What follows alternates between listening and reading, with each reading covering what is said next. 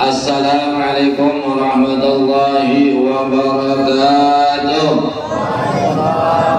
Untuk mengisi kultum pada malam hari ini, alhamdulillah orang tua kita yang ada kita bersama yang selama ini mendidik anak-anak kita bisa menjadi imam di mana-mana sampai ke Sandaran, Sampolerang, Parangan, di Kaliorang. Beberapa tahun yang kemarin sudah mungkin 2-3-4 tahun ya, yang ada yang kultumnya, yang ada imamnya, bahkan di luar negeri ada yang 4 tahun jadi imam di negeri ya. Di Makkah bukan masjid haram, tapi masjid-masjid yang ada di Makkah itu ada yang 6 tahun habis Quran masih kecil kayak gini jadi imam. Allah itu saking luar biasa ya, alhamdulillah. Ini juga Ustaz kita itu Al-Mukarram wal Muhtaram, yaitu Bapak Kiai Haji Abdul Qadir MPD. Kepada beliau kami terima kasih sebelum dan sudahnya. Demikian, Assalamualaikum warahmatullahi wabarakatuh. Bismillahirrahmanirrahim. Assalamualaikum warahmatullahi wabarakatuh. Innalhamdulillah, salatu wassalamu ala rasulillah wa ala alihi wa sahbihi ajma'in, amma ba'd. Hadirin hadirat sidang jamaah salat sunnah tarawih yang dimuliakan Allah Subhanahu wa taala. Mungkin di antara kita pernah mendengar orang mengatakan si A gagal menjadi seorang bintang penyanyi kah, bintang selebriti kah, bintang sepak bola. Mungkin juga pernah kita dengar bahwa ada seseorang gagal jadi pengusaha, gagal jadi pejabat, bahkan gagal jadi orang kaya. Tapi mungkin tidak pernah kita dengar bahwa ada orang yang gagal jadi orang miskin.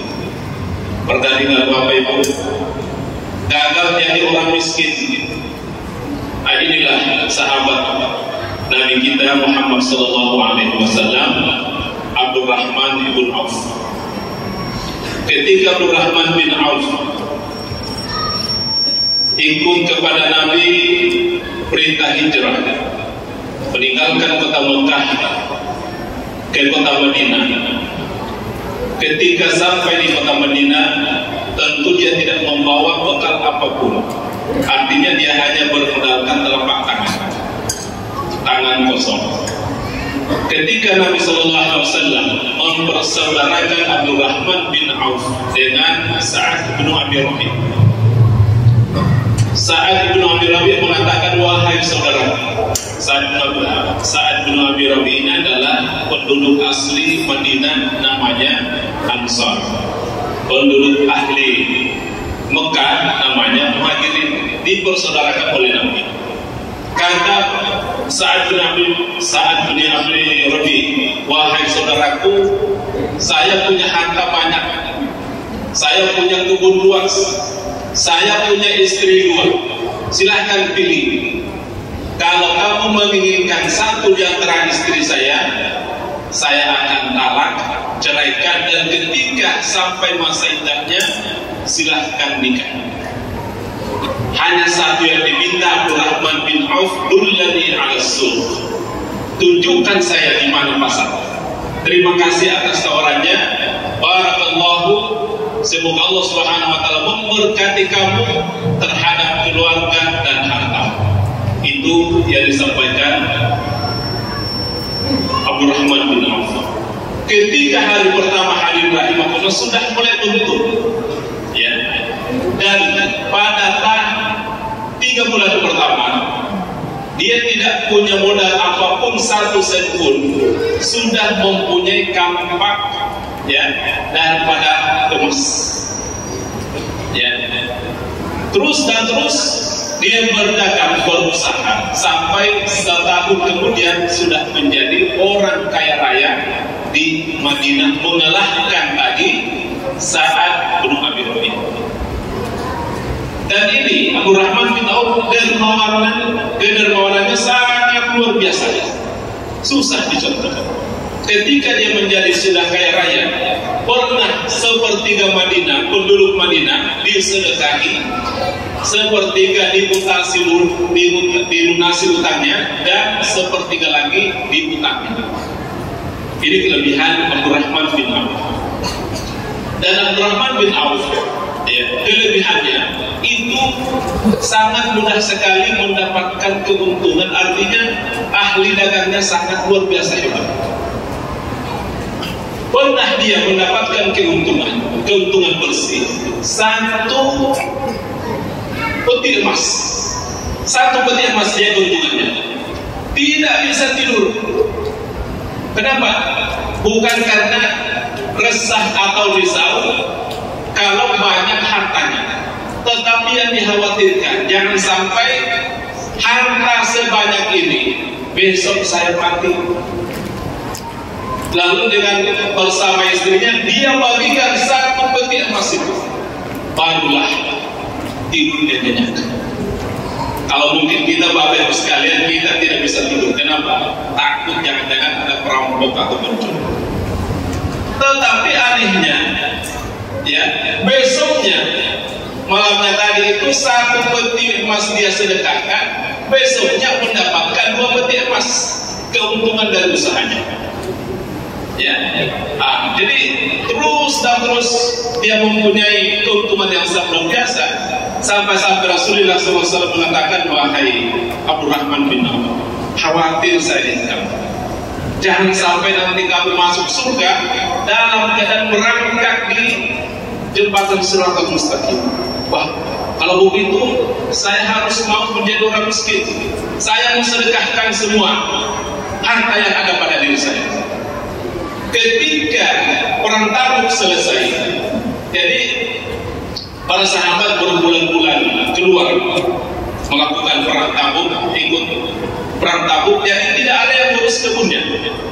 Jadi semua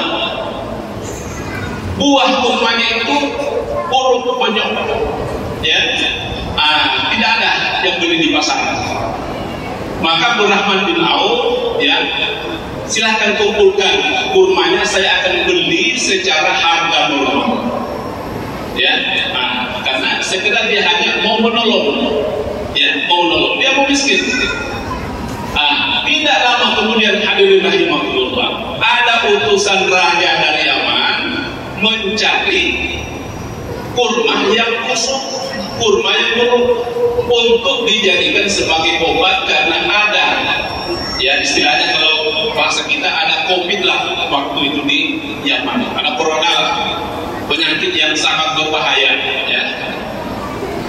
Sehingga oleh utusan Yaman ini mengatakan, siapa yang punya kurma busuk, kurma yang rusak, saya beli. Ya, kata sahabat yang lain, wah, itu tidak ada yang punya selain Abdurrahman bin Auf, karena di rumahnya sudah lumpuh. Maka utusan Raja Yaman mengatakan, wahai Abdurrahman bin Auf, saya beli kurma busukku 10 kali lipat daripada harga normal. Gagal jadi orang miskin, Bapak Ibu sekalian. Inilah ada hadis Nabi mengatakan, Bapak Ibu sekalian, mana kau samalun min sedekah, tidak akan berkurang harta benda kalau disedekahkan.